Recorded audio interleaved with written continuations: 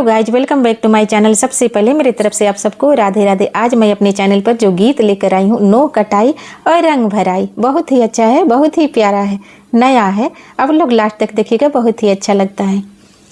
नोह काटू नौनिया बचा के अंगूरी, नोह काटू नौनिया बचा के अंगूरी हो, बचा के अंगूरी।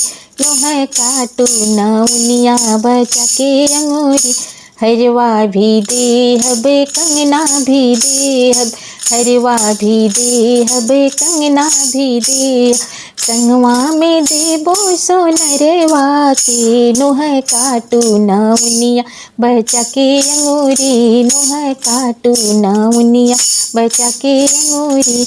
सड़िया भी देहब लहंगा भी देहब, सड़िया भी देहब लहंगा भी देहब, संगवा में देबो बजजवा के। नोह काटू नौनिया बचा के अंगूरी, नोह काटू नौनिया बचा के अंगूरी।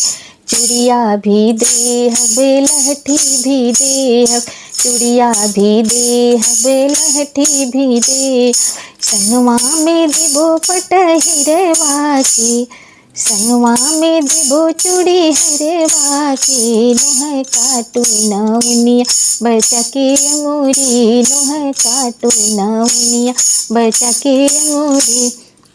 पायल भी देबो बिछिया भी देबो, बिछिया भी देबो महावर भी देबो, संगवा में देबो सोनरवा के, संगवा में देबो पटहिरवा के। नोह काटू नौनिया बचा के अंगूरी, नोह काटू नौनिया बचा के अंगूरी।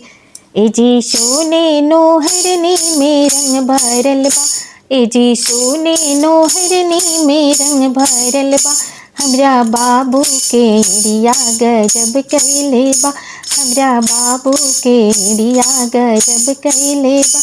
ए जी सोने नोहरनी में रंग भरल बा, ए जी सोने नोहरनी में रंग भरल बा, हमरा बेटी के रिया गजब कैले बा, हमरा बेटी के रिया गजब कैले बा।